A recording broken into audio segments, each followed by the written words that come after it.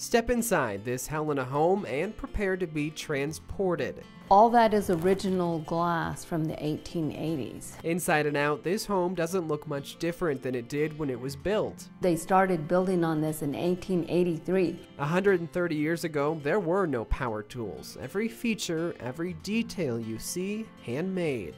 All of this in this room is all original woodwork, all handcrafted. No detail was spared back at that time. In a Helena neighborhood full of historic homes, the Kohrs Mansion stands out. The Queen Anne home gets its name from Conrad Kohrs, the famed cattleman credited with the development of the industry in the Treasure State. For current resident Laura Belmer, owning the home was merely a dream, at least at first. Then her wishful thinking became reality. So this was the first kindergarten. Upon first walkthrough, the beauty and the history of the home wasn't lost on Laura or her husband.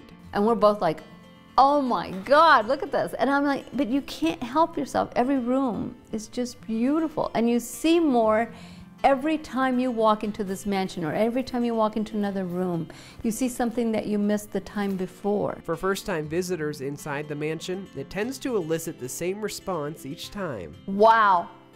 Everybody that comes here, people I've brought in from out of state and different places that have never been here before, and as I bring them into each room, they're like, wow. Aside from the stunning craftsmanship and ornate furniture, which there's plenty of, there's also plenty of history in these walls. Fortunately, a lot of the history here has been documented, from everyday family life to parties to presidential visits.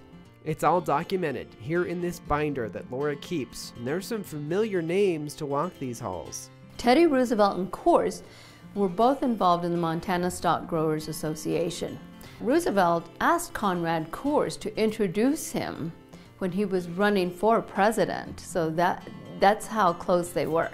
Roosevelt remarked in a letter once, "Old Con Kohrs, a fine boy and an old friend of mine, a member of the legislature and an absolutely honest man." The two were so close, the former president stayed in this very bedroom in Kohrs' home, but not before it was remodeled to his liking. And this was originally a closet.